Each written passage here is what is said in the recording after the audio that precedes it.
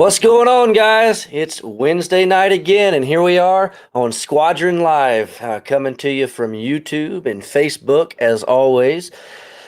And I appreciate you being here with me. Tonight, we're going to try something new called Open Mic Night. And I had no idea if I was going to have zero people join me or if we were going to have too many that we wouldn't all fit. And I think we're going to have somewhere right in between those two numbers. I got a few guys backstage already that we're going to bring on just to talk. The idea of this, in my mind anyway, we'll see how this works and how it goes.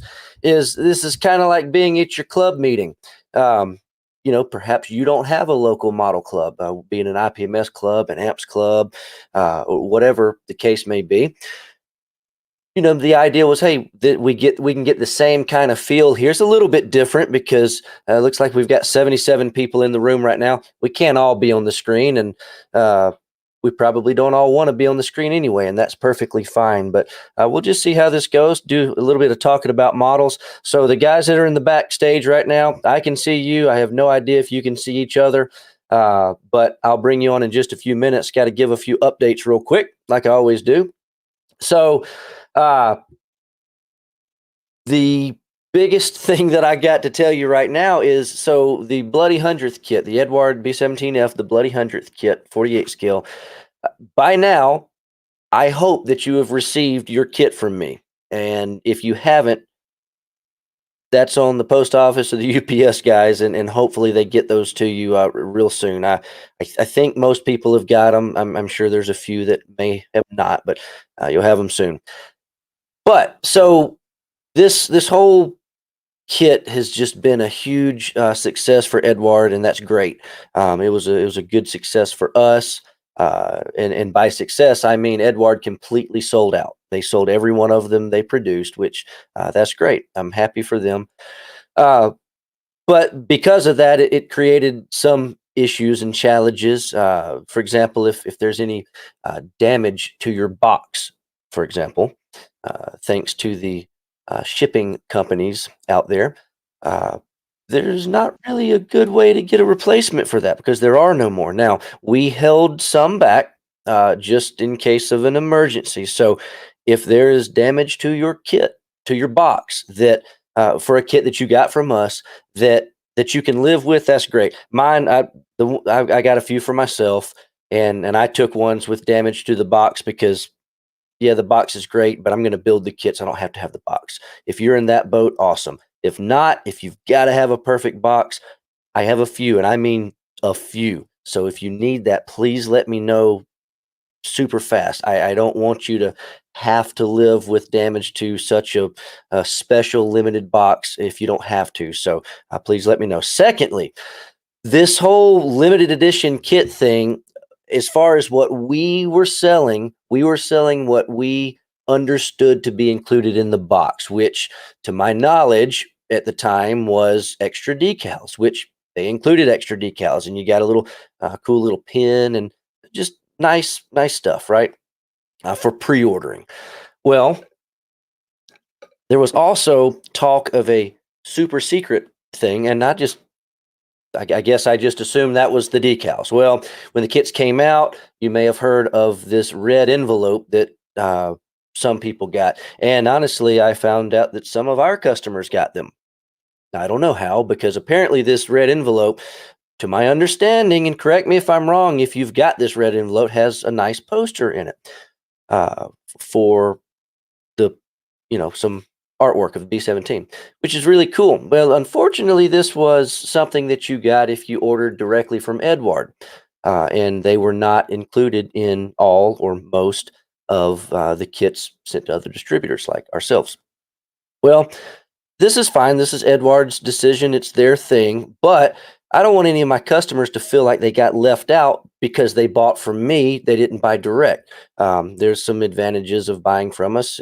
Shipping is cheaper and all these things, and we really appreciate your business, but I didn't want you to feel left out. So if you ordered the kit, you should have got an email about this earlier, so you probably already know what I'm about to say. So we can't get that poster that was included in this red envelope. But the good thing is the guy that created this poster, Peter, he's obviously a good friend of mine. You've heard me talk about him many times. So we talked this morning, and Peter is going to, we've commissioned him to do so. He is going to create an all new B-17 artwork for us, just for us, an exclusive Squadron B-17 artwork of the Bloody 100th of another plane from that squadron. And we're going to get that artwork from him. We're going to print our own posters, and we're going to roll them up in a tube. We're not going to fold them, and we're going to have those available for any of you that pre-ordered or ordered, however you got the kit from us. Anybody that ordered that kit from us, we're going to have that available to you. So we'll have our own super secret. And in the future, I'll just have to make sure to find out all the information about these limited types of kits and make sure that we're all on the same page so we all know what to expect, because it's just something that we can do and we want to do it.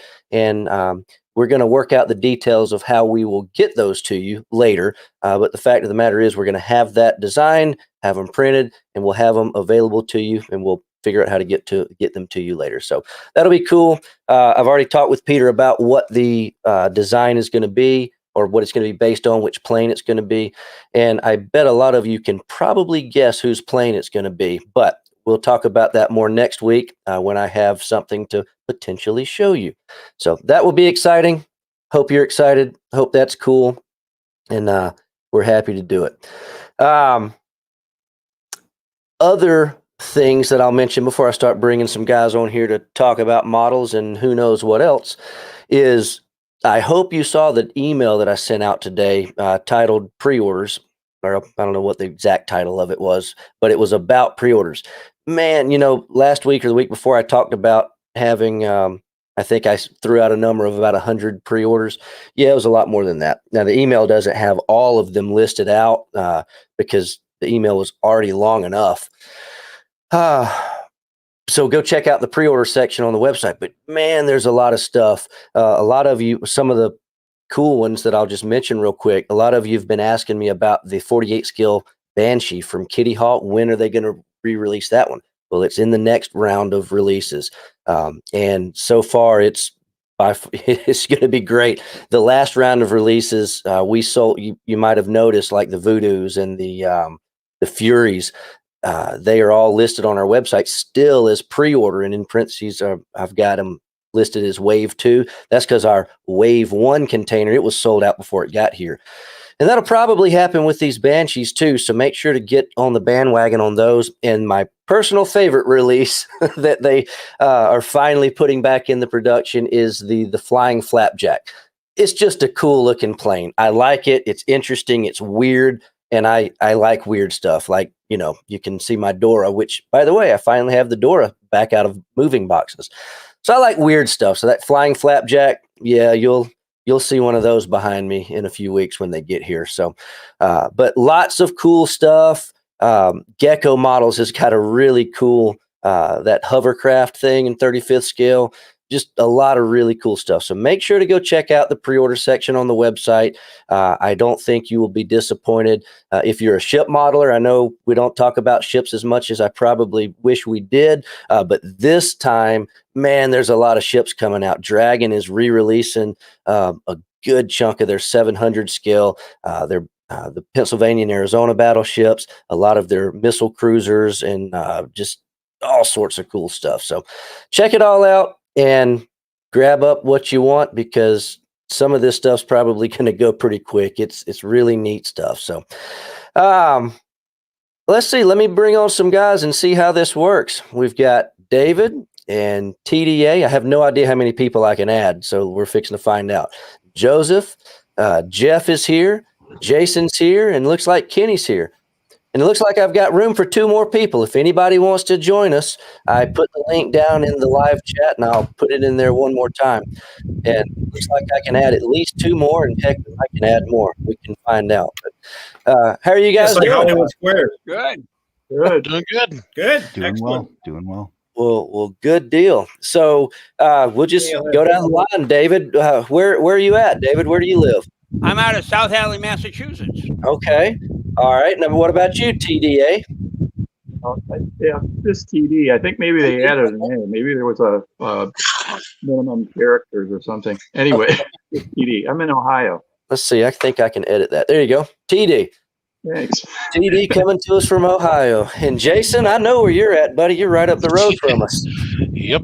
Up in Knoxville, right? Yeah. Okay. Awesome. And Jeff, we all know where you are, up in Wisconsin. Which town are you in? I forget. I'm in a little town called Ixonia, which is Ixonia. halfway between Milwaukee and Madison. All right. And what about you, Joseph? I'm currently in Plainfield, Illinois. Illinois. All right. And how about you, Kenny? Blairsville, Georgia, man. Ah, there you go. Not too far at all. Nope. All right. Well, so there is absolutely no schedule to this. I just kind of wanted to get some guys in here, and usually it's all about what I want to talk about. Obviously we're going to keep this model kit related, but what do you guys want to talk about? Just whoever wants to go, give us a topic, and let's see what kind of rabbits we can chase. I got a question. All right, go for it, Joseph. I want to know. I've written to Kinta and I've written to Red Fox Studios asking them if they would release 3D decals for the Trumpeter 1/35th scale HH-65A Dolphin, and I get no response. Okay. And because it's like it's the only helicopter that they haven't released 3D decals for, and I had to go and buy 1/35th scale decals from Red Fox for the CH-47 Chinook, only because it's got their video screens like on the Dolphin. And the other question is if I cut these apart, are they going to fall apart? So I'll answer your question by broadening the question a little bit. So those two brands specifically at this moment, I don't deal with, so I can't speak for them exactly. Okay. But in general, when these brands and these companies are trying to decide what they're going to produce, and every single brand is different. Obviously, if they produce something, they've got to sell a certain amount of them. They got to, the goal is to make money. So that particular kit being such an old kit kind of puts it at the bottom of the totem pole, so to speak, because if you look at, like, we do a lot of business with that type of product with Yahoo models, with Res Kit, with Edward, of course. So those type of brands, and if you look at their monthly releases or quarterly releases, and this is not an exact science, but one of the things that you'll see more times than not is products for relatively new kits. For example, Edward, they just put out a bunch of stuff for ICM's B-26. That's a new kit. They figure they can sell a bunch. So I'm not saying that's a great thing, because there's a lot of really good kits like that Dolphin kit you're talking about that could really, really use some updates. But are these companies going to take the time to invest in the development for that? Some of them might, but that's just, and I'm not saying that's right or wrong on that company, but that's just kind of one of the things that we see is a general way of, putting it, I guess you could say. Yeah. Is it possible to make your own 3D decals? Anything is possible when properly financed. is a saying. You throw enough money at a problem, and it'll get fixed inevitably.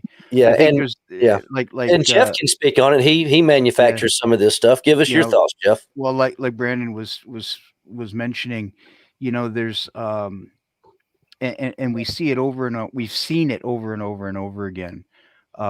Somebody's coming out with a new Tiger tank. Somebody's coming out with a new ME-109. Somebody's coming out with a new Spitfire, a new P-51, and everyone loses their collective minds. Why do we need another one of those? And the truth of the matter is, we have to remember that as a manufacturer, we got to make money. And I can put together, a paint set that caters to World War I Italian mountain troop uniform colors, and I'm going to sell maybe one or two. Whereas if I put the money and the resources and the development into selling something World War II German, I'm going to sell 200 of them. So from a manufacturer standpoint, we gotta have an ROI. We gotta have a return on our investment, and it's not just a cash investment. It's also time and R&D and research. If you don't have access to something, if they don't have access to a dolphin, they've either got to find that information or pay somebody to get that information for them. And then there's the question of, well, how many are we going to sell? Right.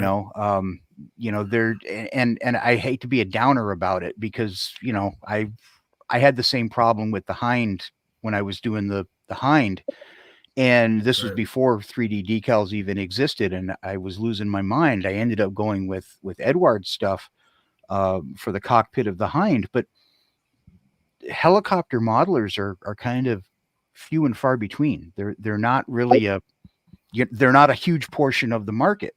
At least not from a big manufacturer's point of Right. view, And Trumpeter is the anomaly, because Trumpeter doesn't care. And I don't mean that in a bad way. Trumpeter sees something that they like and they make a kit of it. That's just the way that company is. And God bless them, because they've been giving us some great stuff over the years. But the other manufacturers. And one thing real quick, Jeff, on that comment, talking about Trumpeter making stuff, one of the other things you've got to keep in mind that some people don't realize, or you may never have thought about, you're like, well, why doesn't Trumpeter send Kina Studios the big manufacturers? It's not that they don't like the aftermarket companies, but in a way of thinking, they don't like the aftermarket companies because they don't make money off of those. Right. So that's why you're starting to see Trumpeter, for example, is including more and more photo etch with their kits. It's just like in the automotive. Go back 20, 30 years, everybody used to replace if you're into audio, car audio, you used to put a new CD player in, you used to upgrade your speakers. You don't have to do that now, because the manufacturers are putting such nice speakers in the system. And it was the same situation. They were losing potential money to the aftermarket. And that's what's happening in the model kits. So these super deluxe advanced kits in the ship model world, Pontos, for example, I love Pontos kits, but he's not producing as many photo etch sets because these new manufacturers, be it Verifier or be it whichever one, they're doing all this in-house and you're getting it out of the box. Edward, Profi Packs, you get everything you need. So for the manufacturers to give the aftermarket guys a heads up, hey, we're doing this kit, why don't you make some aftermarket stuff for it? That's not generally how it works. No. Yeah, because I bought the Pontos kit for the Franklin I got. Okay. And I got it from Squadron. And it's an awesome kit. But my Franklin also came with a whole lot of photo etch. Right. So I've got a lot of repeat photo etch stuff, which I use on other 1/350ths. Yep. But it's the same thing. I'm working on some helicopters, and I've got a Chinook, 148th Chinook. Almost no aftermarket items on this stuff. Right. Helicopters just are not a big thing. Right. At least not big enough for the secondary markets to develop products for. Right. At the end of the day, and I say this as both a paint manufacturer and a 3D parts manufacturer, is that I don't want products sitting on the shelf here. I want it going out the door, because that allows me to then develop more products and additional products and things of that nature. So you got to kind of go after the low hanging fruit in order to gather up that momentum. And we see that, we see companies that, why are we getting another P-51, or why are we getting another ME-109 or another Tiger tank? It's because and I don't say this with any egotism. We are the tip of the spear in this hobby. And I don't say that because we win model contests or we do any of that crap. We are guys who airbrush. We are guys who fill seams. We are guys who use, resin parts, and we do conversions, and we are the tip of the spear when it comes to this hobby. There are literally tens of thousands of modelers that are out there that build stuff out of the box and they hit it with gray Krylon primer and they put it on the shelf and they're perfectly happy with those results. That is who drives the market. Mhm. So not us. We are such a small group, in the grand scheme of things. The guys that are going to IPMS contests and competing and whether you take a third at a local contest or best of show at the nationals, you are part of a very small percentage of the overall population. We don't drive the market. So, somebody puts out a new Tiger tank, they don't care about us. Yeah. Because they know that Tiger tank is going to be sold to 25, 50,000 people who are we've never met. That we've never met. Yeah, that if don't you're go a to ship club modeler, meetings. if you're a ship modeler, you're not going to buy another Titanic. You've probably got 5 in your drawer, just like I do.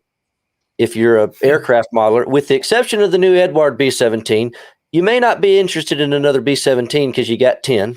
Right. But the B-17s, the Titanics, the Missouris, the Arizonas, the 1969 Corvettes, this is the kind of stuff that sells to the mass market outside of the guys that we are friends with. So right. It's interesting. Now, Joseph, you had a second question, and I have already forgot what your second question was. If you could repeat it, please. I don't remember. Okay. Well, if you Joseph, I think you were asking about cutting the screens out of that Chinook set if it would damage yeah. I got the CH-47F Chinook 3D decals from Red Fox, and I wanted to know if there is going to be any break aparts if I cut the screens apart off of the decal. Jason, you've used those, haven't you? Who's used the 3D decals? Because I haven't used it yet. All right, David, you take this. Tell us about it. What it is you got to cut. They're just like a regular decal. You got to separate each item, but you put them in. You follow the directions, and they work like a regular slide decal. They won't disintegrate, and you can separate the screens and the instrument panels. You don't have to separate all at once and go, oh yeah, okay, I got to put them in 6 different places. Cut them like a regular decal. Yep. Cool. Just wanted to know that. Yep. All right. Just be gentle with them. Don't. Oh yeah. Like anything. You got to be really gentle, because the trick is they will come apart faster than a regular decal because they're 3-dimensional. Right. Mm. Brandon, you mentioned something today. You just mentioned something. You dropped the T word again, Titanic. Oh, Titanic, yeah. So I have someone must have finished one and posted it up somewhere on the interweb. Okay. Because over the last 4 or 5 days, I've gotten requests for Titanic paint sets again. So I went ahead and pulled the trigger today, and I'm doing a limited run of Titanic paint sets for the 200 scale trumpeter kit. Well, it's a good kit. You need a lot of paint for it. Oh, what a Pandora's box, though. Dear God, that ship, I'll tell you. Well, speaking of 200 scale Titanics, you got they just announced this week their 200 scale Olympic. Yep. So they're going to be following up with that, which they haven't shown any box art yet, but my assumption, because we all know that Trumpeter and Hobby Boss come out of the same factory and it's some of the same designers and whatnot. My assumption is they're going to follow the same path in 200 scale as they have in 700 scale, which if they do, the box art should be really, really cool looking with the dazzle scheme. So, yeah. And I will do a paint set. I'll do a paint set dedicated to Olympic for 200 scale when she comes out. She wore two different dazzles. Well, she wore 3 different paint schemes during World War I. So she wore an overall gray scheme. She wore a dazzle, 2 different dazzle patterns. So I will probably end up doing paint sets for the 2 dazzle schemes at least. Yeah, because the Olympic and all 3 sister ships had the exact same paint scheme for their civilian use. Well, Britannic, I don't think Britannic even did. Britannic never saw service. Britannic never got civilian colors. She got. No. I think she was like white with a green stripe and a big red cross on the side. Yeah, she was sunk. So. Yeah. Because I've got 2 1/350th Titanic kits I'm working on, the old mini craft kits. Yeah, There she there's is. Yeah. Britannic That's as a Hobby hospital Boss's unit. new box art for their 700 scale Britannic. Yeah. You think we'll see that in 200 at some point? Well- Yes, Trumpeter has already put it in their catalog Yeah. as future, alongside the Olympic. I wasn't expecting to see Olympic this soon, so. It kind of makes sense if they're doing Olympic to do Britannic as well. Oh yeah, Well, yeah, for Olympic and Britannic are probably Britannic was the last of the three, and I think her lifeboat davits were considerably different, and there's other superstructure differences, I believe, in the promenade deck area. But for the most part, I think there will be a commonality of parts between all three of the kits. So it doesn't seem like it would be a big stretch for them to do Britannic, other than the big lifeboat davit arms, which was unique to Britannic. Well, it's going to be neat. Kenny, tell us something, buddy. What do you got? You look like you're thinking about something. I'm listening to these professionals right here. I'm a little overwhelmed. Well, jump in anytime, man. I'm a ship guy. I build mostly ships that I was on. Okay. 3 of them. I bought that years ago. You remember you let me come over to the store when you were in Blue Ridge. Blue Ridge, yep. I bought the Orange Hobby and did a conversion. It was an LSD 350 scale. Oh yeah. Was it Comstock? No, it was Harper's Ferry. Harper's Ferry. Okay. Yeah, I know they did both of them. I couldn't remember which one you got. To the ship that I was on, which is 2 letters higher. And a lot of my friends saw it that were on that ship, and they wanted me to build them one. Well, heck, man, I hadn't even finished this one. I worked tall because I'd never worked with resin before. And I put it in the oven like some of these guys told me to do. And some of the guys. And I got the hole right. But when it came to the photo etch, man, I'm like 350. Then I said, you know what? I'm going to scale back and started working on some 700 scale different things to kind of practice on. Okay. That makes sense. Oh, it makes sense. And then I said, man, I can't even see this stuff. So now you're building 200 scale. Yeah, I know. And then where do you put it? So I've got 350 Nimitz that I got from you that I'm converting it over to the Carl Vinson. Okay. And I'm still working on it. And you know how it is. Then I got this thing, a stash back here. And it's cool. And then there's so much coming out with what you see with these 3D Magic Factory and all this stuff. And is the stuff any good? I've ordered stuff from Shapeways before. I've done some scratch building, which I've never done, which is hard, but I'll get a lot of guidance. I guess the one thing that maybe I ought to talk to you online about or in an email is growing. The guy mentioned it. Most people build kits out of the box. That's how I started. We all started until we knew about other stuff. But growing the profession. You go into little kids' houses. I don't see no models anymore. And I'm 66. Maybe somebody else is there. There was no bigger thrill as a kid. You could go into a drugstore and buy a car kit or a small ship kit. Or if you found a hobby store, you were in heaven. And the first time that I ever came to free time hobby, I watched my own. Like, you got to be kidding me. And I brought my nephew, a little guy. He started building models, but he had never seen these models before because you don't see them anywhere. Right. And there is no more. Unless you go to Hobbytown USA in Marietta and talk to him. You need to give him a Squadron catalog. That'll give him plenty to look at. Oh, don't get me started on the catalog that I bought from you last year. That's like a Sears wish book. Oh, yeah. If anybody remembers that, that is awesome. It is the most.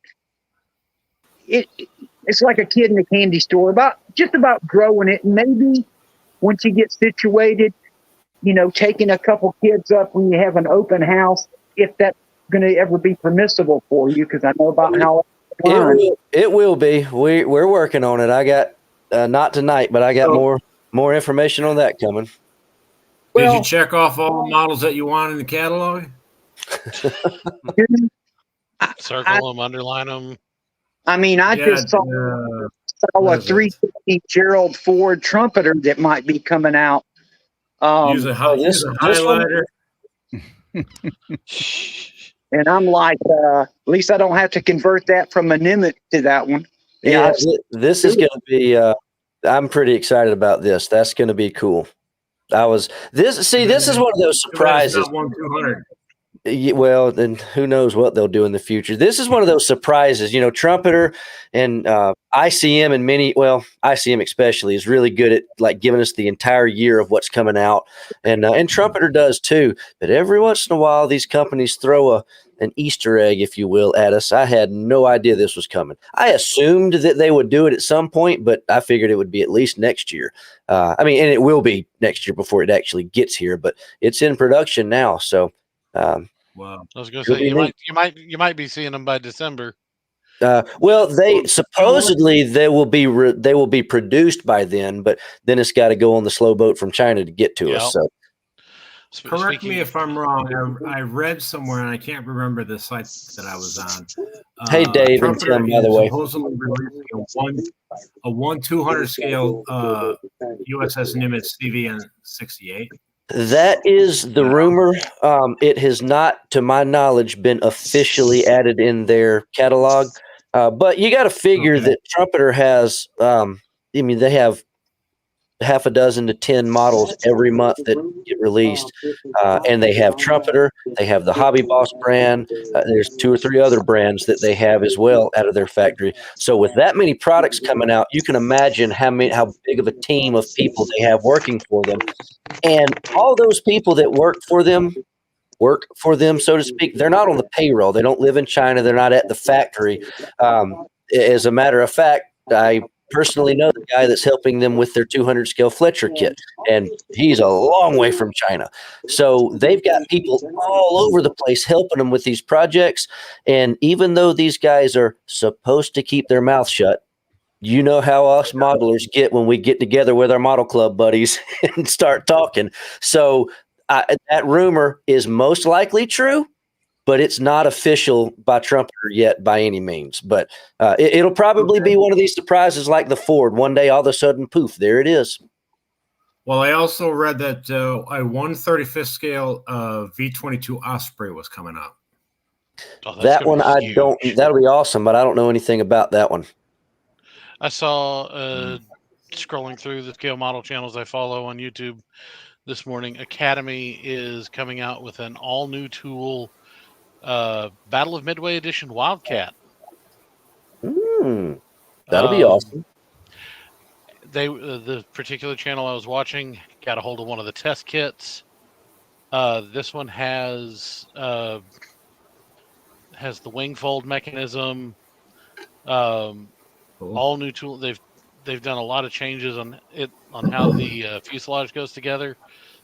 So the head of the cockpit along the top of the fuselage is actually a piece that sets down in, and then behind the cockpit is where it'll sandwich together. So you don't have a seam out in front of it.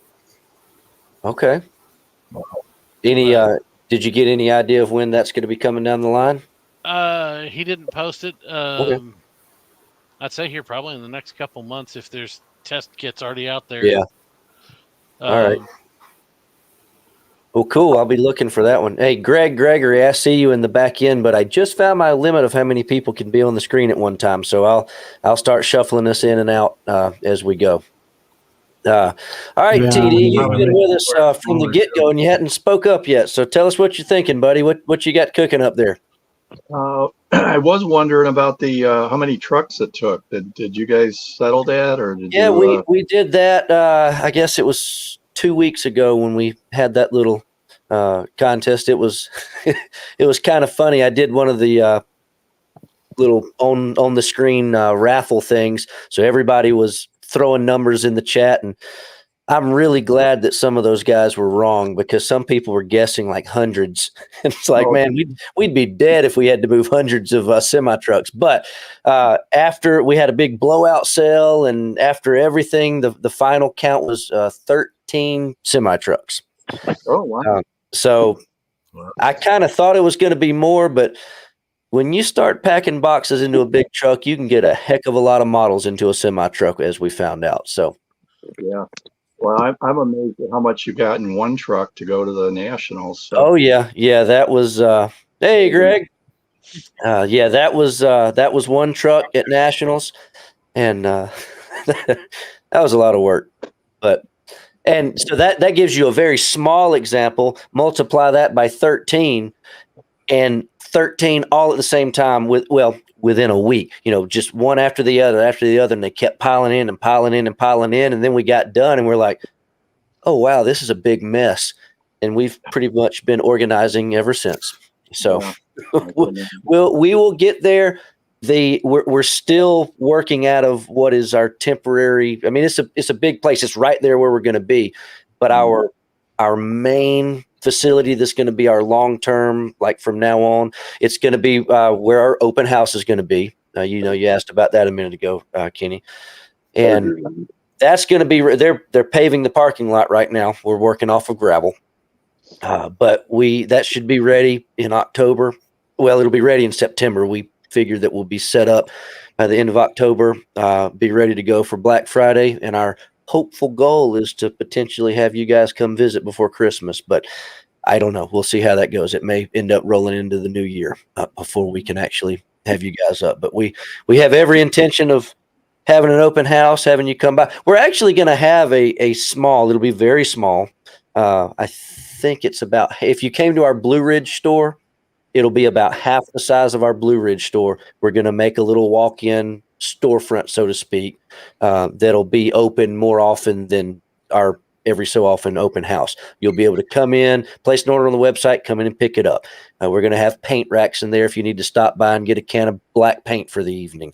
We'll have the newest of the new kits on display. So, there'll be a place to stop by periodically, but then, a couple times a year, we'll have the big open house where we'll open up the whole thing. So we'll see. Tim, you joined us a few minutes ago, buddy. How are you? And you've got your mic muted, by the way. And I think you might be frozen. Definitely frozen. All right. Low-powered internet. There he is. There you are. He's moving. There, Tim's moving now. I don't know if he can hear us. All right. If you get back over there, jump in and say hello and tell us what you got going on. We'll move over to Greg real quick. Greg, what's going on, buddy?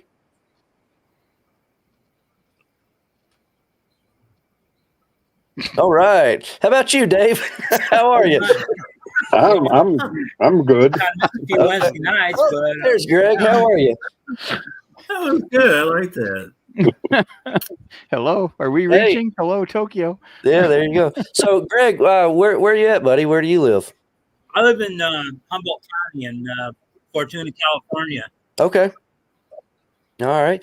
So, what kind of models do you get into? Give us a taste of your I model don't bench. remember not, but I was on the show a while back when I built that Lexington. Okay. Oh, the battle cruiser Lexington. Yeah, it's Yeah. Okay. I remember you now. And right now I got a 3D printed Salt Lake, huh? Yeah. Which one is that? I got a 3D printed Salt Lake City. Salt Lake City. Okay. Yeah, huh?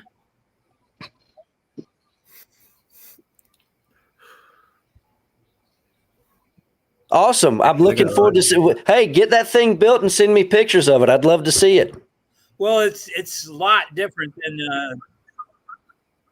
The battle cruiser. yeah, me too. I think we've got a little delay going on. Yeah, we got a lot of delay going. We got a lot of us connected to this server right now, but that's all right. Let's jump back over here to Tim. Can you hear me now, buddy? Maybe not. All right. We're gonna move down to Dave. Dave, give us something, man. What you got cooking? Yeah, right now I'm just working on a Planet Models 172nd GPA. That's cool. I don't hear a lot of people actually build planet models. I know a lot of us have them, but it's very rare that I get somebody saying that they're actually working on one. How's it going? Well, after working on one, now I understand why nobody builds them. Yeah, they've got some really, really awesome subjects, like really wacky, weird stuff, but they are definitely old school resin style of tooling. Yeah, it takes the full pack of sanding sticks to get everything, even on a 172nd. It was a lot of work. It actually don't look too bad so far. You can't hardly see the photo etch. Do they have those great big old casting plugs on the parts? Oh yeah. Yeah. The size of the casting plug looks like it should be about a 1/8 scale. Yeah. They're a quarter inch, if not bigger. Yeah, I feel your pain. I wonder if I wonder if they're using the same company as like Fondery Miniatures and Sword and some of those real early MPM Well, Planet kits Models that came out. Planet Models is Special Hobby and CMK. That's those same guys. So I would and then that was Sword and that was Okay. CMK Yep. and it's that same factory. So yeah. High PM, yeah. Yeah, I know I got it at one of the local shows for $5, so I figure, well, I'll throw it together, attempt it, and it ended up being a whole lot more work than I thought it would be. Yeah, you can't beat the price, but you might beat yourself up about it. Well, even $5 is that's a pretty decent that's a pretty cheap form of abuse when you think about it. Yeah, those big old casting plugs. Do y'all, any of you that build ship models, do you remember the old resin ship models like Yankee Model Works and all those when they used to have those huge casting plugs all the way across the bottom of the hull? Yep. Oh, it was like torture getting those things sanded off. Well, there was no way around it. I mean, that was. Oh, I know that was the way it was done. But got us another guy in here, Bernard. How are you? You got to unmute yourself. There you go. Doing all right. Good to see everyone. Yeah, good to see you tonight. What you got going on, man? Tell us. You building anything, or you just adding to the stash, or what? Well, I actually come from more of a aviation history angle, and I like the books. Oh, okay. So I've been collecting a lot of the books, and watching the show and tell is very inspiring. I do a couple of old models I haven't really gotten into yet. Did build a long time ago when I was a kid, but life gets in the way, and I got into other things. And but with all the encouragement from the guys in the chat, I might have to get back in. There you go. Yeah, that's what it's about. I think it was last week when Jeff V was on here with me. We were talking about the inspiration that I get, and I'm sure you guys do too, when we go to these model shows and you see all the models on the table. I mean, and like you said, Bernard, looking at them online, seeing what you guys are building, going through whether it's the Facebook groups or the whichever model forums you like to look through, seeing the pictures, you just got to build something. At least I do. My problem is I chase too many rabbits. I see a cool B-17, I want to do that. Then I see a ship that I want to build, and before long I have like 10 projects or 100 projects going on my workbench at the same time. So you talk about shows I'm looking forward to. you said you got some models in the stash that you're thinking about getting. What do you got? What's if you were going to start building models now, Bernard, what would you build? Well, coming from an aviation interest, I like the B-25, and I have actually from years ago. My wife, as a present, she got me a model kit of a MiG-29. I don't think they're as advanced as these really fancy ones I see you guys building, but it doesn't have all the foil pieces and the detail. Right. I'm so impressed with the stuff I see you guys doing now. I mean, it's amazing. It's nice to see that this hobby continues, because I know it's not the same as it used to be. The models are more expensive, but they're a lot more sophisticated and a lot more detailed. I'm just so amazed. I see the stuff you guys put up on that show and tell. It's just amazing to me. You guys are so good. The detail is amazing. The one you showed last week, or maybe one of the previous show and tells, you had that the front, just the cockpit area of the Lancaster. Oh yeah, that was amazing. Lady Knievel's build. Yeah. Hey, speaking of the show and tell, since we're talking about that, anybody that doesn't know about the show and tell, it has kind of ended up being the first Wednesday night of the month. Is kind of just how it's ended up. First Wednesday night of the month, we do a show just like this, except I pretty much spend the last half of the show, sometimes longer, showing your guys' builds. So email me at info@squadron.com. Send me pictures of the models you've built, and I'll throw it on the show. And the cool thing is, if you've been watching the show and tell for the past few months, I've had some issues with showing the pictures. I think I got that worked out. So I'm looking forward to the next show and tell. It should be a lot more streamlined. The pictures should look a lot better. So it'll be neat. Well, Bernard, you got to get your kits started. Join us, and you got to get us something to show in the show and tell, because that's what it's all about, man. Getting more people into the hobby. Everybody says the hobby's dying, but I don't think that's true. I just think that we hadn't all met each other yet. It's changing. There's a lot of dynamics that are shifting. Oh yeah. I think the age of I hate to say this, but the age of the quarter scale P-51 is going away. And I think we're seeing a lot more sci-fi and science fiction, Warhammer, Gundam. We're seeing a lot of the younger kids going into different genres, which is not necessarily a bad thing, because, we did the same thing when we started out. We kind of found where we fit, what we enjoyed, and that's where we tended to focus. But it's definitely not dying. I mean, the hobby itself, the manufacturers have done a very good job of keeping pace with their demographic. There aren't many companies that are producing the 20-part beginner kit anymore, because there aren't many of those people left. I mean, you look at everybody in this group, every single one of us is over the age of 20. And I say that jokingly, but the demographic is getting older, and we have more disposable income as we get older, and the kits are higher. You mean I don't look 20 anymore? No, 25. I'll give you 25. My hairline doesn't even look 20 anymore. I'm trying to be nice here, guys. Come on.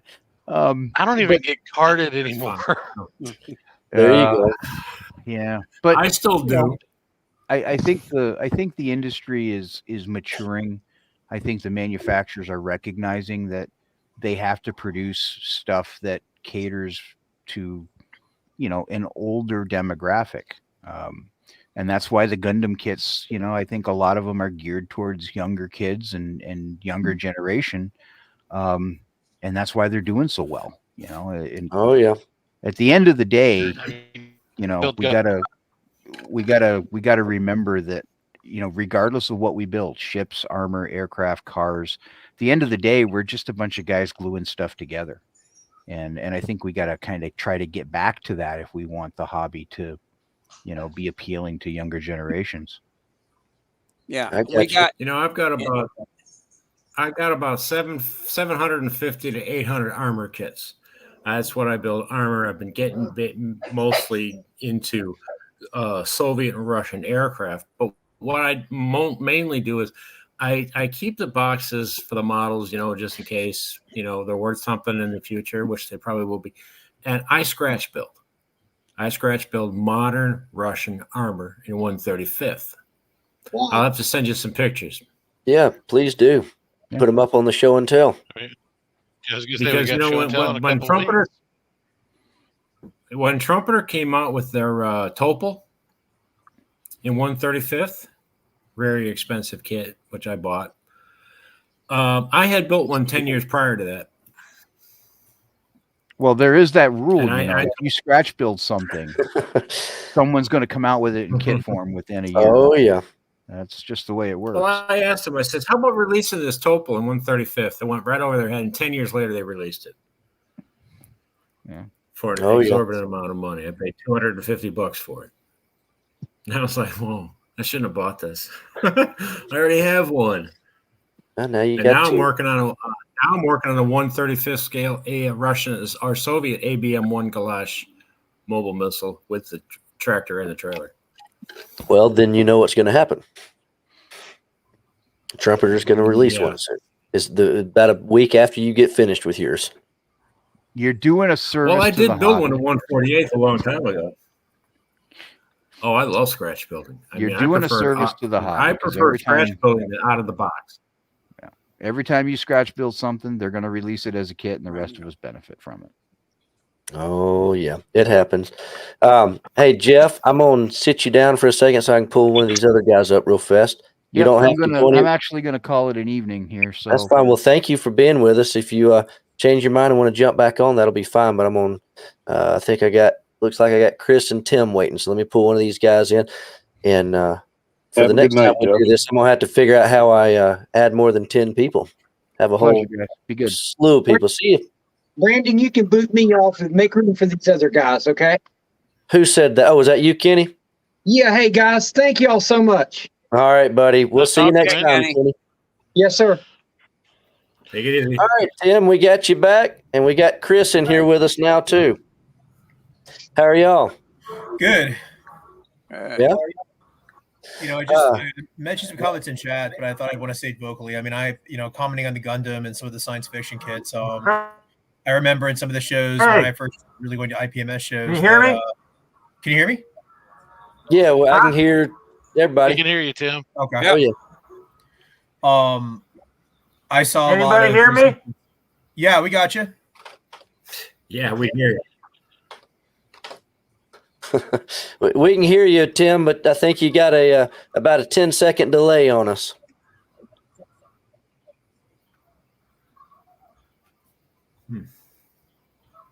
All right. Well, anyway, Chris. Anybody hear me? Yeah, we can hear you. We can hear you, Tim.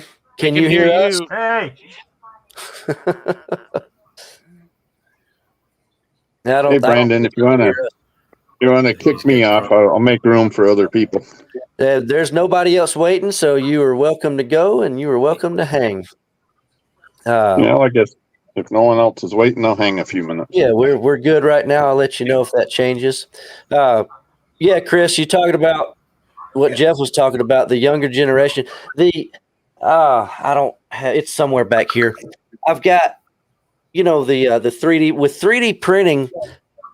Really, in a way, if you think about it in the right way, or not the right way, the way I'm about to present, if you think about it in this way, modeling is actually making a humongous comeback right now. Like, it's huge, really huge, but it's not modeling in the traditional way that we as IPMS guys think about it. Kids that are 9 and 10 and 11, 12 years old are buying, well, they're not buying them. They're getting 3D printers from their parents, and they're printing these little miniatures or big statues or whatever in their rooms, and they're painting them. They don't call it model building, but in my book, if you're gluing it together and painting it, that's building models. Mm-hmm. And, all these video games, like Chris mentioned in his comment a second ago, the World of Warships games, the World of Tank games, all these games, even some of the plastic model kit companies now, you wonder, why are they making these ships and tanks and planes that never existed? It's because these kids are playing these games where these vehicles and these war machines do exist, and the kids are interested in that, and that's the kind of models they're building.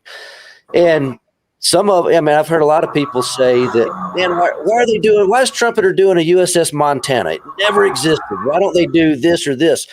Well, these kids, they're buying these things and they're building them because that's what they're interested in. Now, I agree. There's a lot of real ships that I wish these manufacturers would do.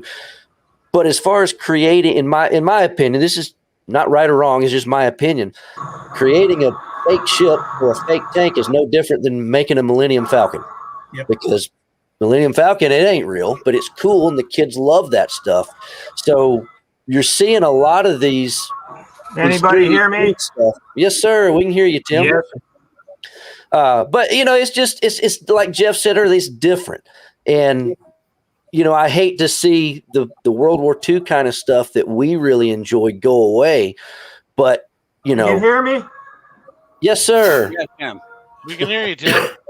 Yeah, we can hear you. If you can hear us, just start talking about your model. Tell us a little bit about what you got going on. Okay. But I'm not sure if you can hear us. You're coming in loud and clear, Tim. Oh, and he's gone. Hang on. But anyway, it'll be interesting to see how the hobby evolves or continues to evolve, I guess you could say. Well, Well, I kind guess of what leaning in on surprises Chris. me is, kind of back to my comments, is I saw hesitancy at first with science fiction, with some of the figure building, and I've observed that on some of the forums that you have kind of a bias against stuff that is not as a what if. But I mean, good Lord, it's not in Yamato or Missouri or Arizona or whatever, right? So we're getting new subjects. We're seeing manufacturers wanting to take some risks. And there are other ships that exist historically that are in these games. And there's some popularity in those games for them to exist. Right. So, I mean, in my mind, it's an opportunity to really engage younger people in understanding the origins of these designs or the origins of this history, which World of Warships does do or attempts to do some degree of historical background of what they're doing. I feel like it's an opportunity for us to, for modelers or modeling companies to partner with a lot of these game builders to enrich what they're doing and provide those physical manifestations for kids to build. Because I feel like War for Thunder's me- into the game like that too, Chris. Exactly. And it gives people an opportunity to really feel like they actually like something or want to learn more about it. I mean, when I was I a wish kid, somebody would start releasing models on Call of Duty. yeah, Right. I remember when I was a young kid, I bought Ballard's Exploring the Titanic book. And it really built a love of maritime history that I've had since I was, I don't even know, 6 or 7 years old. I remember that. I remember the old National Geographic special for the Titanic, the National Geographic special for the Bismarck. Yep. But kind of going back to your point a little while ago about the Gundam and the sci-fi stuff, at home I do a lot of World War II aircraft, stuff like that.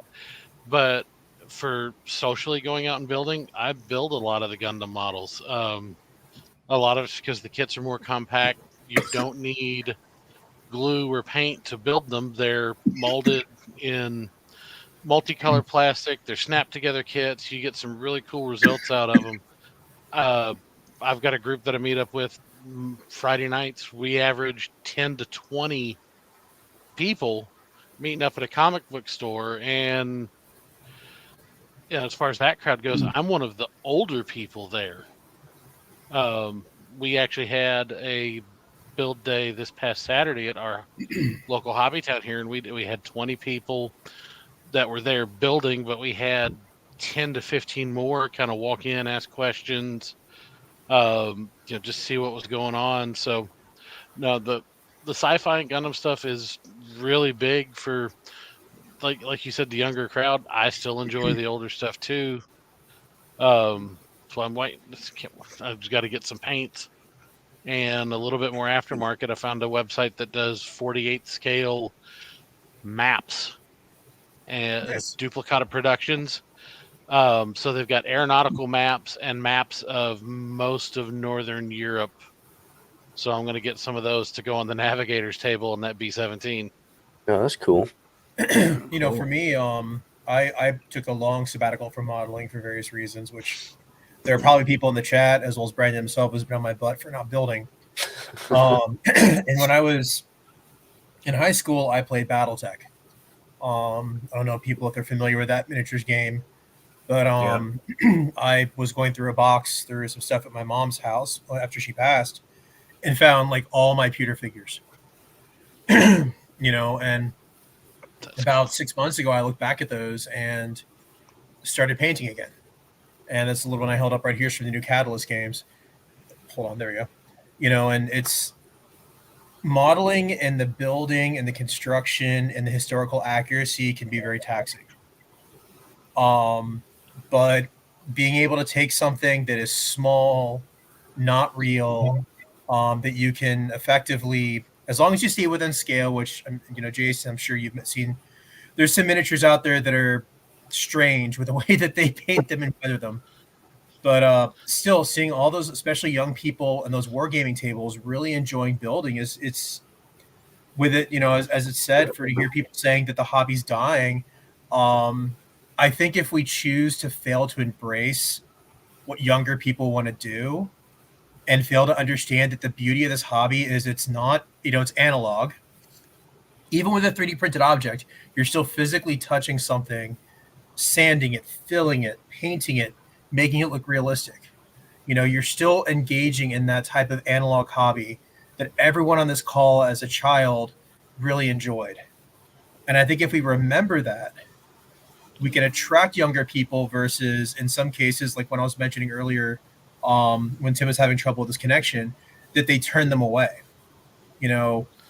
People say, let the kids enjoy things, and I agree with that. But at the same time, it's, what is it that we loved about the hobby? It's being able to touch things and paint them and make them look like what we want them to look like. Right.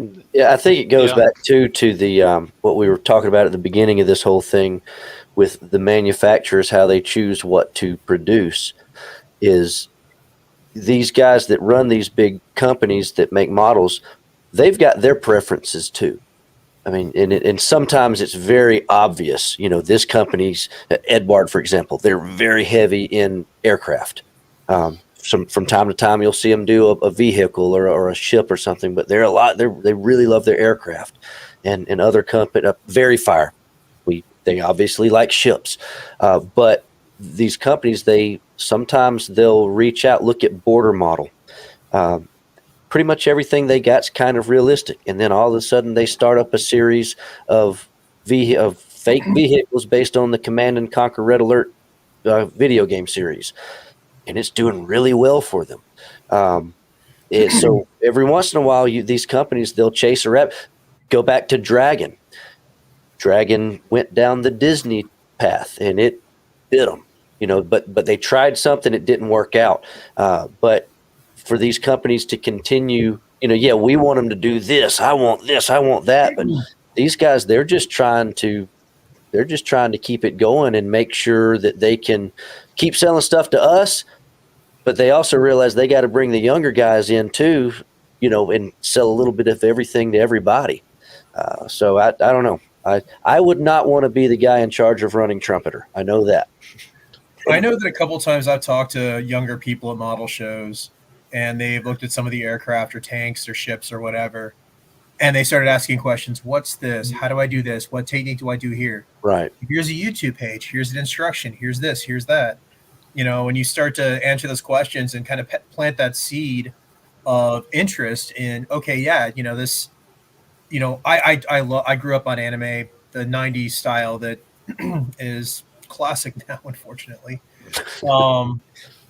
But I understand the love of that medium, and I remember watching Robotech, Yamato, Gundam, and really appreciating that. And I try to build any conversations I have with younger modelers into the fact that it's all the same medium, but I mean, in this sense, you get to learn something else.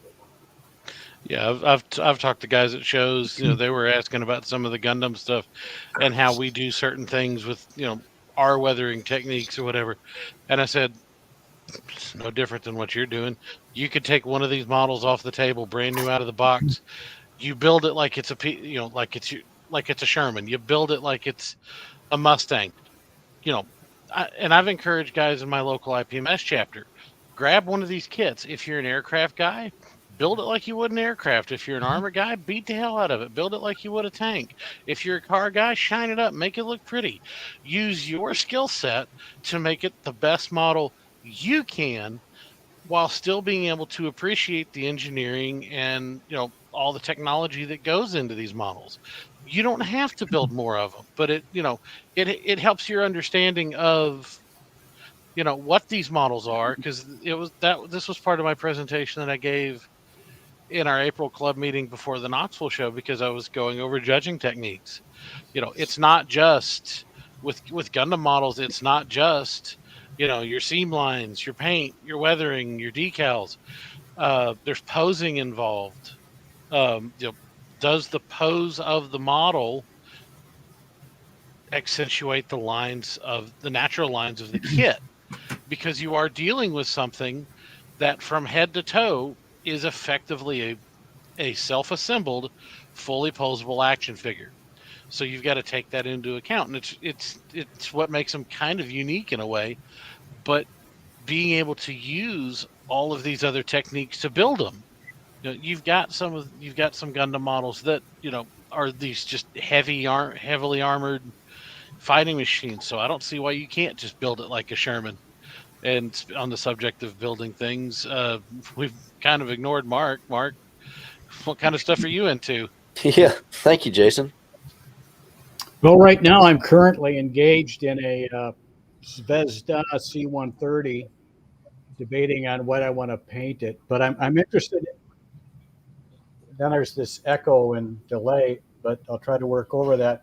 But I find the discussion interesting because I've not lately, but I've talked to young people, and I've seen young people just literally dissuaded from the hobby because someone will say, if the young person says, "Oh, I just bought this Airfix Mustang," and someone will say, "Well, that's really a crappy kit. What'd you buy that for?"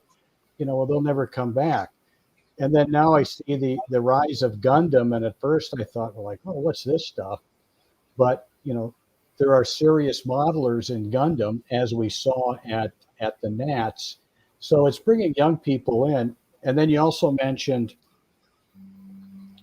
World of Warships.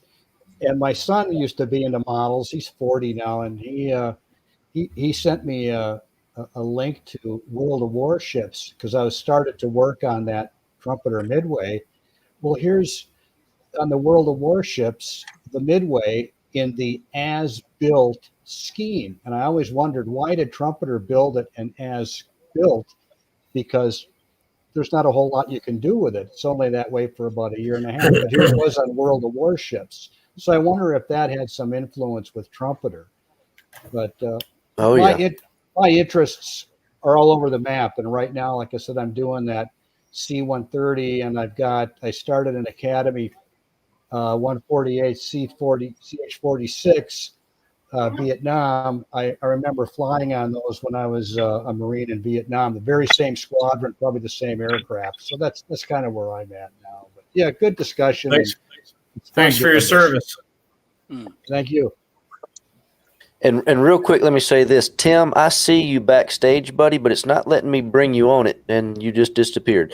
It keeps telling me you've got a bad connection or a connection error specifically, it says. So I'm not sure, and you keep disappearing and coming back. So I apologize, but I don't know what's going on.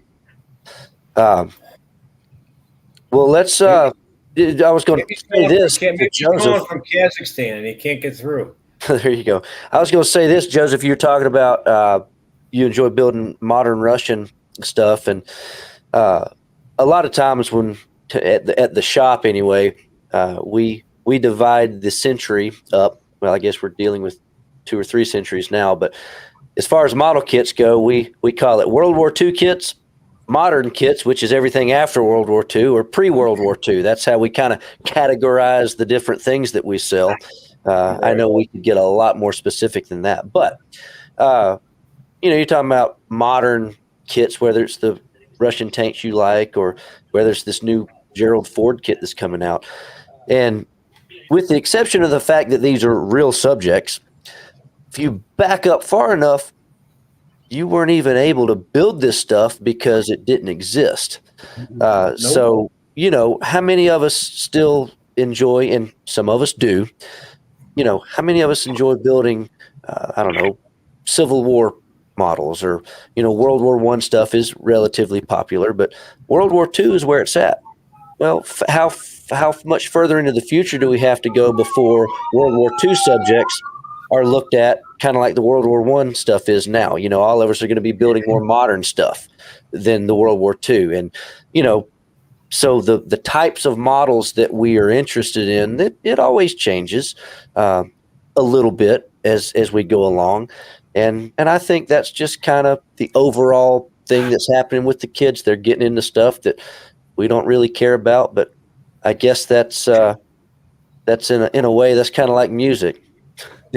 You guys probably don't like the music that I like, and the music that the kids younger than me like, I probably look at them about like you look at me and my music. So in a Brandon, sense, I'll tell you this: the person that I had the most in common. where are you at? You disappeared, Chris. Yeah, I'm trying to find a kit right now for show and tell. Oh, okay.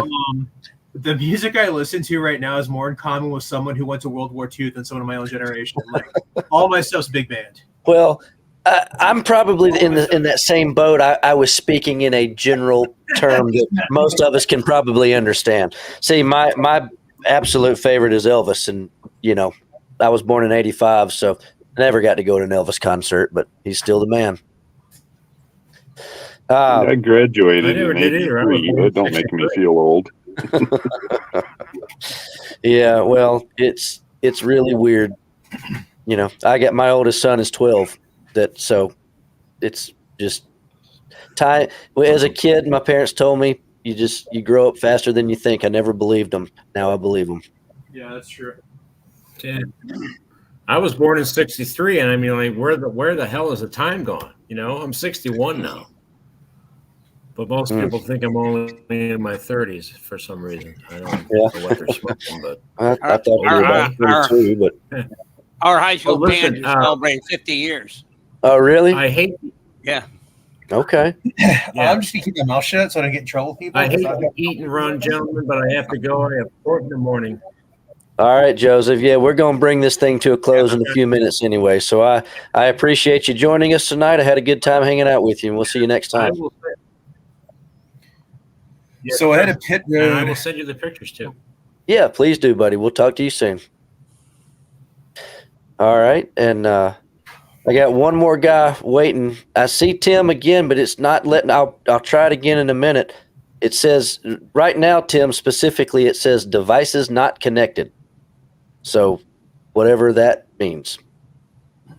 But I got one more guy that's joining us real quick. Michael. Hey, how are you, Michael?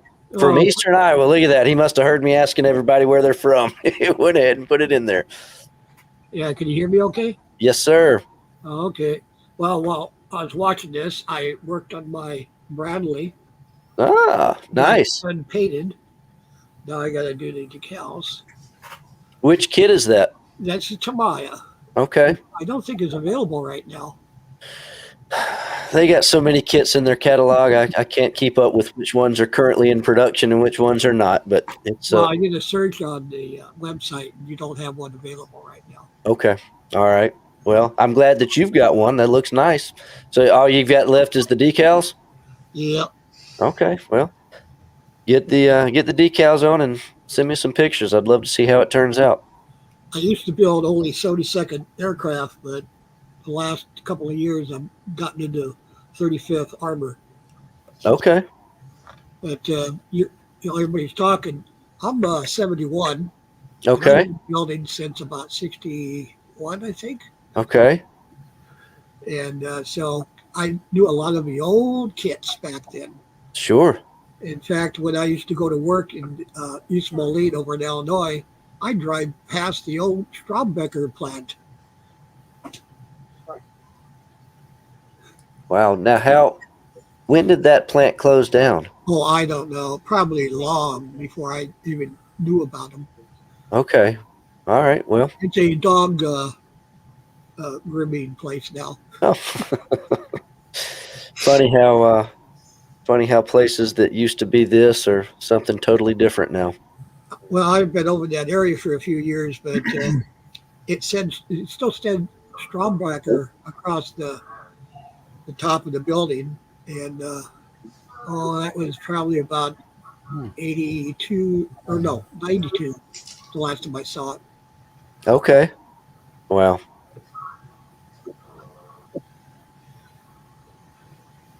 Well, I keep trying to bring Tim in, but it's just not. It's not going to have it, Tim. I'm sorry, buddy. I don't know what it's doing, but Well, I'm going to go through the list one more time and give everybody a final word for the evening, and we'll call it good tonight. David, what'd you think? You got anything else to leave us with tonight? I agree No, with. I just Oh, sorry, there's two Davids. We'll start with David Miller up at the top of the screen. I should have looked. This is awesome. Okay. I think I agree with everybody. We should try to get some younger kids. I'm in a model group in Chicopee, Mass, and an IPMS chapter, and trying to get younger kids in is like pulling teeth. All right. We have, luckily, a father came in at our last show, at Easter last year, and he brought his kids, and his kid bought a Tiger tank. Yeah. And they're now coming to our meetings. They're coming to our build nights. And in fact, their oldest son is about 14, and he's really interested in building Mustangs. And so I got him some stuff. I got a bunch of magazines and books, and I brought them to him last Thursday. And he is real. And in fact, we're doing a build table for our next club show in around Easter, DallyCon, and we're having a P-51 table. Everything. You can have the twin Mustangs, the British, everything, all models, all scales. But we are trying to get the younger kids. And yeah, it's like pulling teeth. Unless it's got little buttons on it, they aren't interested. Yeah. Well, hopefully we'll pick up some every now and then. It happens. Got to give them something they're interested in. We like the idea of the tiger meat table from National, so we may try that for our show. Okay. Well, cool. Well, good luck with it. I appreciate you hanging out with us tonight. TD, coming over to you, buddy. What you got for us before we get out of here? Well, I work with a. And you froze up on us there. All right. Well, there you are. All right, go ahead. I work with some guys that are into Warhammer, some younger guys, and I would give them a hard time about it, and they give me a hard time about.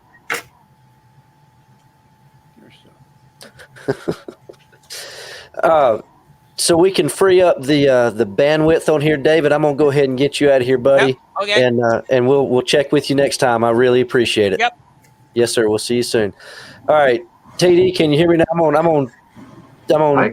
Get each one of you out of here as we say bye, so we can hopefully get some more bandwidth in here. And I'm gonna try to pull Tim in here one last time after everybody else is gone. So go ahead, TD. What were you saying? And he is frozen. We're going to move over to Dave real quick, and we'll come back to TD in a minute when I get some more bandwidth freed up in here. Dave, what you got for us, buddy, before we get out of here? I'm working with the IPMS on the national level about trying to get more of the Gundam mecha, the minis from the D&D and all the other Warhammer. We're trying to get a program to welcome them in IPMS as a national group. That would be cool. I know a lot of the local clubs, like our IPMS here in mid-Michigan, we've already welcomed them, have special classes for them, and each year they add more and more. We started with 2 or 3, and we're up to like the Gundams, a dozen to 20, depends on the weather up here. Okay. Our show is the first Saturday in February, so it can be a challenge, but the last 10 years or so, it's been actually pretty decent day on our days of our shows. So wow. Well, that sounds pretty neat, man. When I was a kid, that was my first model kits were Warhammer, little Warhammer figures, and I remember painting them, and it was super cool. And that's really how I got started building models. So I think there's a lot of people that build those things, and there's a lot of people that play the game, but I think there's even more people that just enjoy. I never played the game. I just enjoyed building the models and painting them because I thought they were cool. And I think there's a lot of people that are, still that way. Yeah, the figure class at our show is one of the fastest growing classes because of those that are included in them. Oh yeah. Well, I mean, I'm wearing my Wonderfest shirt tonight. I mean, Wonderfest this year had over 1,000 models, and it was all figures. So it's a cool category. So good luck with the club, and good luck with bringing some more of those guys in. I enjoyed it. All right, buddy. We'll see you next time. Have a good week. Yes, sir. You too. All right, let's go down here to Bernard. Well, fascinating conversation tonight. Really interesting stuff. It's interesting to look at hobbies and how they evolve, which is kind of what we've been talking about. And I used to collect comics, and the comics industry changed a lot from the 70s to the 80s to the 90s. There was the glut in the 80s. Comic books got expensive after a while, and just like in the models, you saw the ages of the people who went into it kind of grow. And right. On one hand, it's interesting how it evolves, but also the older followers of the hobby tend to be a little bit better with disposable income. So the prices went up, but it wasn't. There is that. Continued to sell. So it's interesting to see it, and just a great conversation tonight. It's about demographics, it's about economics, so many cool things. My recommendation, if you get a chance to talk to some of these companies, you talk about how some of them are experimenting with Command and Conquer. Right. Fallout is another license that would just sell like hotcakes. If they're looking for something. Which one is that? Fallout. Oh, Fallout, yeah. And the Command and Conquer is a very interesting one to me, because if you look at the border kits, they don't actually say Command and Conquer on them. Or Red Alert, and I'm a big fan of that game series, but that company is gone. They don't exist anymore. So is Border doing it because they know they can get away with it? I mean, if you know the Red Alert game, there is no denying what that is. There's just no question about it. But it still doesn't say Red Alert on it. So, it's interesting. We'll see how it goes. And you're talking about the older guys having a little bit more disposable income, as you said. It was funny. The other day we had a guy, it was actually our new landlord, came in to see how we were doing setting up the new warehouse. And he said, so who buys this stuff? Who's your customer? And he says, when I was a kid, I used to build these models. And I said, a lot of kids used to build these models. And I said, and they still do. They're just all grown up now. It's the same kids. So it's funny, but as we grow up, we get better building. We want to build a better model, and I think that's what's happened with the manufacturers too. We're all growing together as we grow up and get more experience in building our models. We want and we expect and we desire a better model.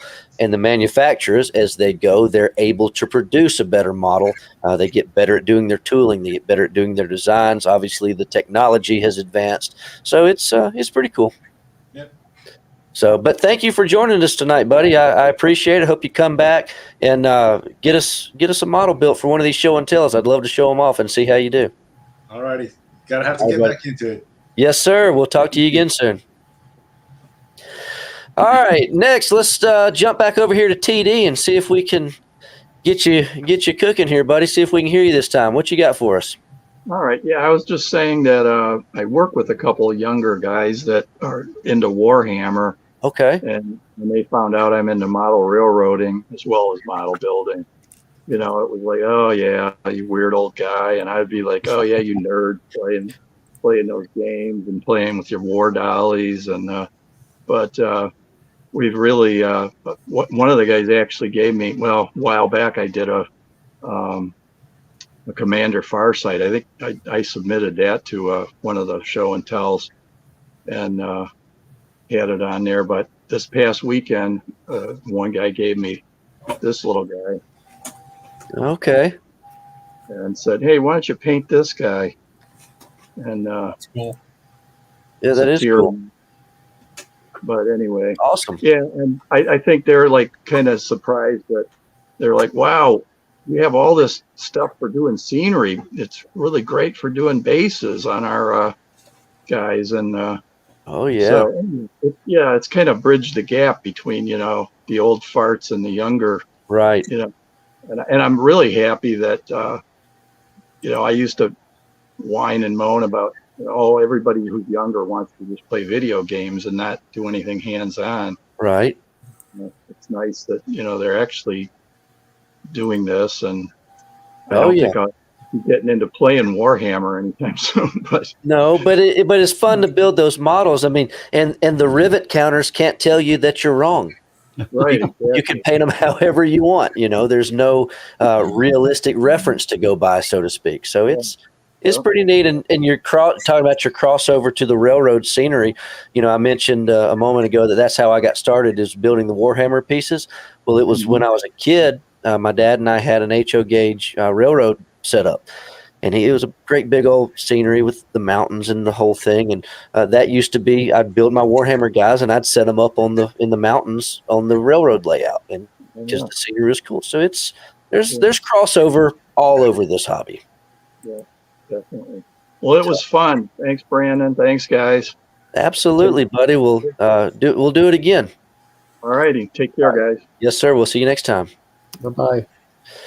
All right. Let's Tim, I see you down there, and it says that I can bring you in now, but let me get one or two more guys off here before I try it, so we can try to make sure it works for you this time. I want to talk to you for a minute. Greg, let's go to you, buddy. Didn't get to talk too much, so tell us a little bit before we get out of here. Repeating over and over, I tell you talking what, where, now. Okay, I'm sorry about that. Yeah, I guess the connections just get bad. I don't know what it is. Okay. I just wanted to say that I'm getting to the point where I almost enjoy doing the reference as much as I do building the model. Okay. Especially things that like the Constellation, it was never built. So you had to know all the history of it and everything. Right. Yeah, just learning. So, what they were trying to do. Yeah. I really enjoy that. Okay. Well, awesome. We'll get that kit built and send me some pictures. I'd love to see it. Okay. Well, one more thing I'd like to say is like please. The Salt Lake City. I think it was the Salt Lake City or Pensacola. They had like 13 battle stars, right? Okay. And that was probably more than the entire German surface fleet. And how many Bismarcks were there? Say it again. I didn't quite get that, Greg. If you want to repeat that, I don't think I quite understood what you were saying there, buddy. If you can still hear me, we might be having a bad connection. Say it again? Oh, yeah, there you are. Yeah, go again. Okay. All right. What I was going to say was like the Pensacola or Salt Lake City, which were like the first treaty cruisers. They had like 13 battle stars, which is probably more than the entire German surface fleet. And yet, how many Bismarcks are there? How many Purpets? Yeah. I see what you're saying. Yeah, and all that other stuff. Oh yeah. Well, I mean, it's those were the flagships. Those are the ones everybody knows. I mean, those are the Bismarck. They wrote a song about it. So the mass public knows that ship. We know the Pensacola. We know these ships, but in general, those are just more obscure ships that the majority of the general public don't necessarily know about. So it's not as safe of a bet for a manufacturer to produce those. But they're running out. They can only produce so many Bismarcks. At some point, they've got to pick something else. And, they'll do a Bismarck in a Missouri and an Arizona. They'll make a bunch of money, and they'll spend a little bit of that on something that's a little bit risky for them. And sometimes those risky subjects, they work out for them. Sometimes they don't.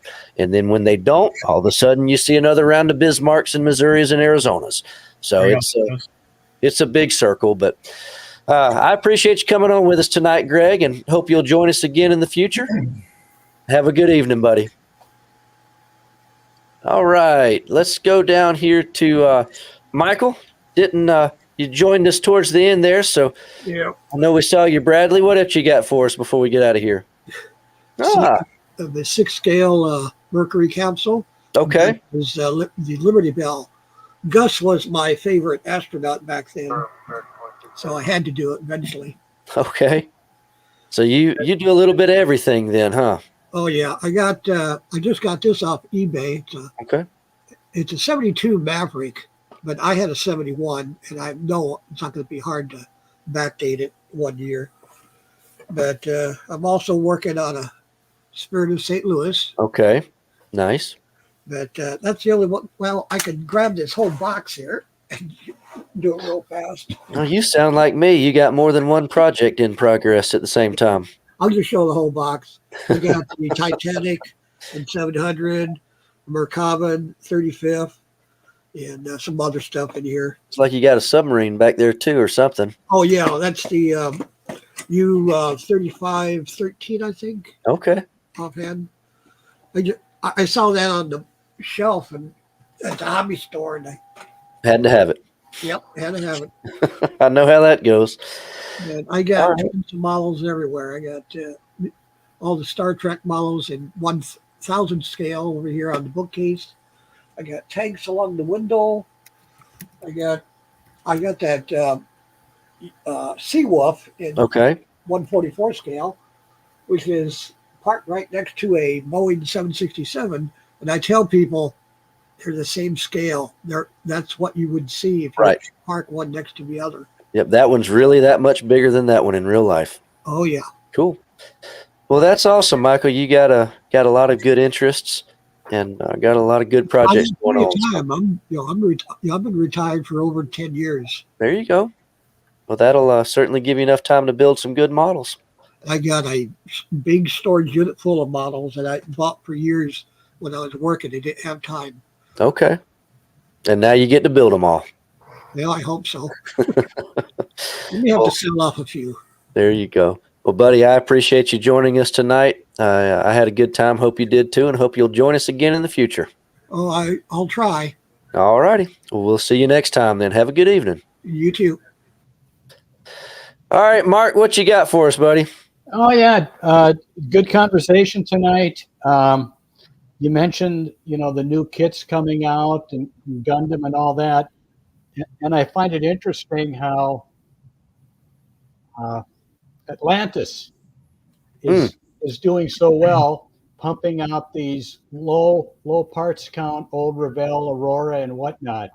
So I just find it the different sides of the spectrum. The brand new, the Gundam, right, and then you've got old Revell and Aurora stuff that's still being sold. So I just find it all interesting. Good chat tonight. Yeah, it is, and there's so many different genres of interest. For us here at Squadron, I want to have it all, but there's only so much time, space, and honestly money to go around to fill our shelves with things. And one day it's all about trying to get some ships, and then it's some planes, and then I'll get a phone call and this guy wants some cars, and I don't even have the Gundam stuff yet. We want to get into that, but we haven't even got there yet. So there's just so much good stuff coming out. I say it all the time, and I'll say it again. It's a great time to be a modeler because there are so many subjects to be able to choose. So, well, cool. Well, I appreciate you coming on with us tonight, Mark. Sorry you had some issues with our connections there at the beginning, but glad it all worked out so we could talk for a minute. And we'll see you next time. All right. Thanks, Brandon. All right, buddy. Okay. All right. And before I get to Chris, I'm going to try to bring you on, Tim. Let's hope this works real quick. Can you hear me, buddy? Yeah, I can hear you. All right. Well, I can hear you. And what do you got for us, man? I'm sorry it didn't work out earlier. And does anybody ever built a Mach 2? Have we ever built a Mach 2? I think forget the guy. I think it was Jason. No, that one. Oh, the brand Mach 2. Yeah. No, I have never built one, but the fact that looks as good as it does is impressive because from what I understand, those were not very good kits. No, they're not. No. Well, you did a fantastic job because that looks really nice. Not with a 3-picture instruction sheet. No. And if you hadn't been around one of these, like I have, okay, you wouldn't know half the parts would go. Oh gosh.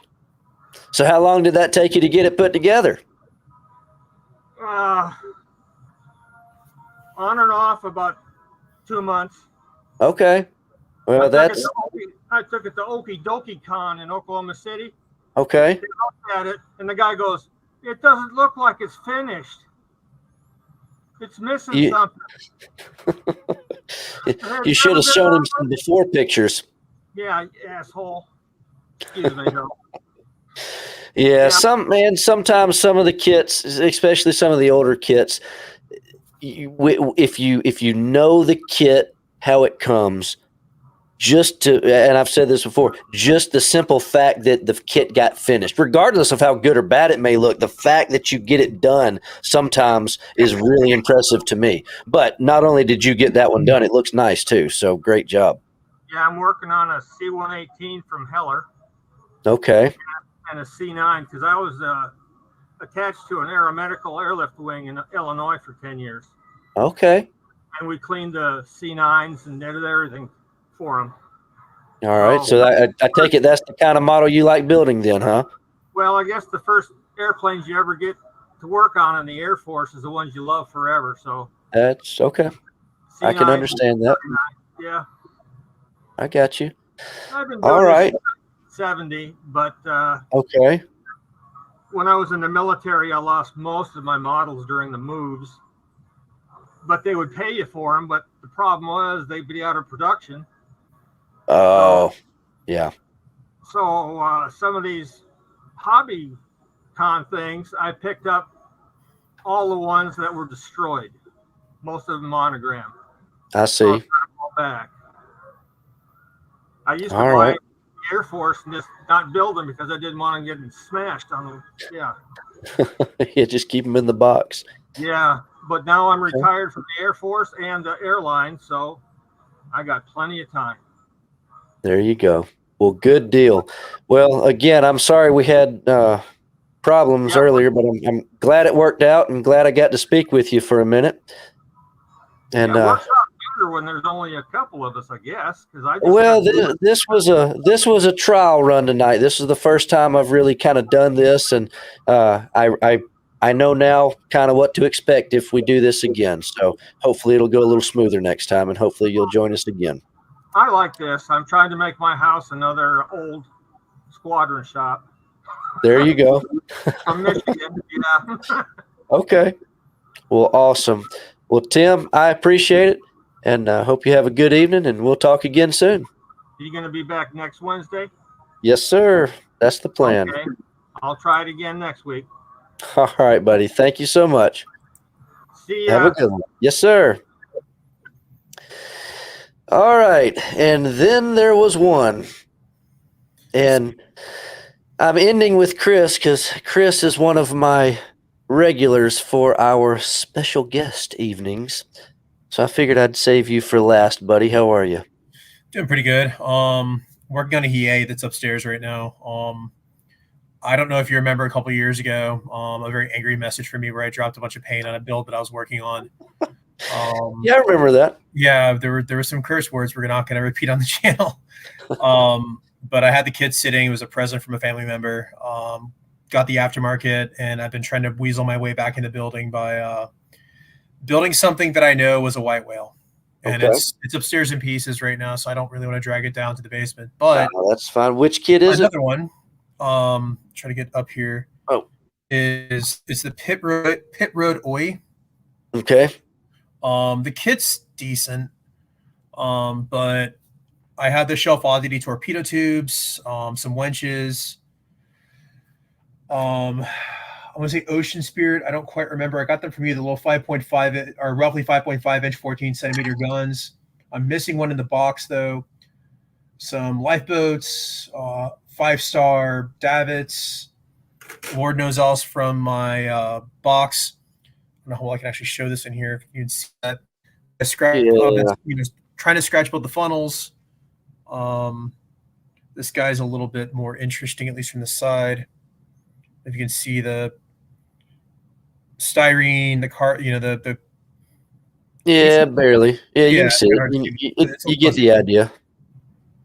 But yeah, so it never ceases to amaze me how many little bitty photo etch parts you can collect for one itty bitty small ship.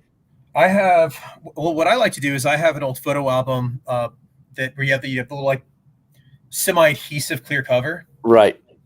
So I don't remember where I saw it. I think it might have been on Model Warships, but Yeah, you showed me your binder full of photo etch one dude, time. it's a great way to store it. You have to wash it occasionally just because you get that adhesive on it, but like I don't lose stuff anymore. Well, I've seen a lot of guys do that with their decal collection, but never thought about doing it for photo etch, which it works for 700 scale. You know, some of the 350 and especially 200 scale stuff would probably run a little bit big, but 700 scale, that's a perfect way to store it. So my album's about that big. So let's say roughly 14 by 12. So a lot of your generic 350 stuff will work fine. But yeah, anything bigger than that, you're not going to get. Yeah. But yeah, this thing I gave up the brass linoleum strips for any Japanese battleship or destroyer, cruiser, whatever that had them. I decided to sand all of them off, and I started trying to glue the 5-star sheets on here and got frustrated and stopped. But this is a build that right now, what I've done is really neat. So if I can keep with the same level of detail, I'll take it to a show. Okay, good. For the first time in 6 years. Yeah, I'm looking forward to going to a show that you're actually, I don't think you and I, with the exception of the show that I came down, it was your show, your club show, wherever we were. Was it Pensacola? It wasn't my club, but yeah, it was Pensacola. Okay, yeah, I think that's the only show I've ever been to that you were actually there at the same time. You know, I had the best buy of my life at that show. Okay. No, I'll tell you about it later because I'm going to see it on the phone. All right. Oh my God almighty. So, well, good. Well, I'm glad you're back to building, and I am close to back to building. I got to get this Dora done. I really want to do it, and I just got it. My last trip over to our storage, I finally brought it. I got it, and I'll leave you with this. So this is the insanity that I'm doing. So this up on the side of it, this part, it's solid, but you can't see it. But here, this is really, really fine detail. It's great. It's supposed to be like a mesh grate. Well, this is solid. So I have this that I have bought. It's this stainless mesh. I don't know. I think it's for like chicken coops or something. But it was the closest thing that I could find that was approximately the size of what they've molded onto the plastic. So now I get to recreate this out of grate and evergreen strips. I'm probably going to not have very much fun doing that, but it'll look cool when I'm done. So once I get done with that, I'll build a ship for you. How about that? I got a deal for you. All right. Challenge us both. I'm working on my HIA. You're working on that. God knows how much aftermarket involved in that. Well, the only way to make it fair, how long is your HIA? I would say that with current obligations. No. I mean, physically, how long is the kit? It's big, dude. It's tiny. Yeah. All right. Well, this kit is like 3.5, 4 feet long. So you need like 10 of those. So you build 10 of those. Yeah, you build 10 of those in the time that I'm building this, and then we'll be even. All right. I finished 2 ship kits. All right. Within a reasonable amount of detail. Before you finish that, then you owe me a beer. All right. Well, if I owe you a beer, you got to actually come to a model show that I'm at. Deal? All right. Crap, I better get to building. All right, man. Well, look, let's get off of here, and we'll do this again soon. I appreciate you getting on here with me tonight. Appreciate it, man. Talk to you soon, man. Well, guys, thank y'all so much for hanging out with us tonight. This was a lot of fun for me getting to speak with a few of you, and hopefully everybody in the chat had a good time too. I know I didn't really comment on anything in the chat tonight, and I do apologize about that. I'll go back through it in the replay and just see what you guys were talking about. But hope you had a good time chatting with each other. Y'all have a good weekend. Build some models, and like I said, make sure to get your pre-orders on pre-order with us at squadron.com. There's a lot of cool stuff coming. A few of them I'm really excited about. I hope you are too. Y'all take it easy, and I'll see you again next week, Wednesday night at 9 o'clock. Have a good one.